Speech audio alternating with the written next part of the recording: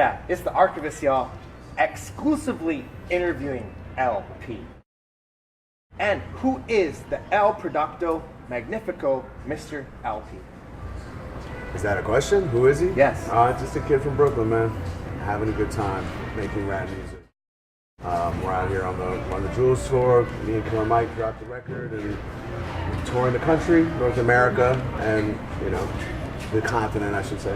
And yeah, here in Vancouver, sold out show tonight. I think it's going to be really fun. So that's basically who I am. I'm also someone who hasn't showered in at least 2 days because I am on the road, and you just forgo all health and hygiene on the road. Apparently, I'm going to try and make it happen today, though. Maybe even wash my hair. And let's go back. Company Flow, creating with Mr. Len to Juvenile Technique, end-to-end burners, 8 Steps to Perfection, put out by Raucous, inspirations by the Bomb Squad? Sure, yeah. By a lot of people. Yep, first record, first full-length album, 1997. Like you said, put it out through Raucous. Before then it was an EP that we put out ourselves, me and Big Just and Mr. Len. And Just was more the graffiti head. I was more just an admirer. I wasn't really a graffiti writer. I just sucked. I could never do it. But always grew up around really, talented and awesome artists, and kind of learned a lot from them. So, yeah, man. And some of the artists who built and made you the innovative powerhouse machine you are today, and working with Trent Reznor of 9 Inch Nails. How's it been working with him, and many more you like to share? Yeah, working with Trent was really cool. We did 2 songs together. One of them was a remix I did for his record, and then he was kind enough to get on my album, All Sleeping You're Dead. And it was kind of a dream come true. I've always admired him and his sort of aesthetic, his production. I got into him, I think, later than a lot of people did. I kind of got into him, with the Fragile. But no, it was really cool. Getting to work with him was awesome. And there's been a lot of people, that I've had the chance to work with that weren't in my world, that I kind of admired from a distance. People like Mars Volta and Beck, so I've gotten a chance to work with some great people. And building on the independent, cutting-edge, successful empire, record label Def Jux, the most units sold and best times fully involved?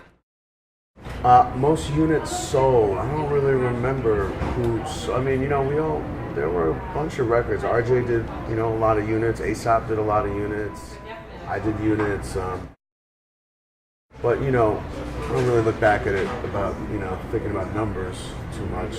It was just a great time, We had a really great group of people working together, and really enjoyed getting the chance to do that for a long time. It was a labor of love. And I think we put out great records. I think we made a mark, And when the time was right, I kind of stepped away from it because it just didn't seem like it was for me anymore. But for 10 years, I think we made a solid mark with Def Jux. So I'm very proud of it. I'm proud of everybody that was involved. And, great to see people with continued success. And Bomb the System, composing the soundtrack. How did this go, and any other times that you've had involved with graffiti and legends? Well, the Bomb the System score, they approached me. Adam, who's the director, approached me. I guess they had filmed the movie already, and they had already cut it basically to my music. They had already edited it to a bunch of my stuff. And they approached me and said, "Do you want to do an original score for it?" And I thought it was great. I thought it was a really cool little movie, and I really wanted to try doing that. So it was a really cool time. I hadn't done that before, and I really haven't done it since. I'd like to do it again, but it was a great opportunity. Yeah, it was fun, man. And of course, just it being a fictional sort of graffiti movie hadn't happened in a long time, since, I don't know, Wild Style, basically. And it hadn't happened in an authentic way anyway, not that I had seen. And I thought that it was a good, it was a good little flick. So I enjoyed that. And Fantastic Damage, the message behind it, super incredible. The heads love it. Fantastic Damage was my first solo record, post Company Flow, 2002. And it was sort of the beginning of the next phase of my career for me. It was when I had really just taken on and fuck it, I'm a solo artist. I never wanted to be a solo artist. I always wanted to be in company flow. That didn't work out. And I didn't know what to do, and then I was like, fuck it, I'm an LP, I guess. So I did the Fantastic Damage record, and it went really well. People really, really were drawn to it, and I got a lot of love for it. And I look back on it with great fondness because it definitely like set off, the next wave of my career that I'm still riding now. So it was cool, man. I couldn't have asked for a better response, really. And Camus, any times you like to share, and any favorite books that inspire your music? I mean, every moment with Camus, I look back on with fondness, even the tough moments or even the stupid moments or even the ones that we argued. When you lose a friend that you care about, all of a sudden everything is better than them not being there. So he's greatly affected my life, and his absence has affected me, in positive ways as well as negative ways. In the sense that his memory drives me.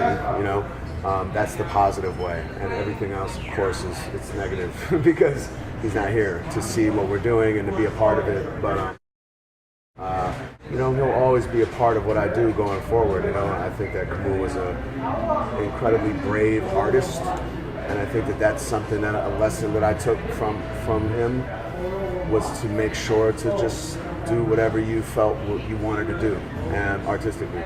And he certainly went out swinging. The record that I put together for him was what he was doing before he passed away, and it was very left field of what anybody would expect. He didn't care. He just wanted to express himself. So, I look back on every moment with Camus as something that I wish I could have again, and I wish I could even but we carry on, and it stays in my heart. I don't know. Biggest things that happened to me, shit, man. Just being able to put records out.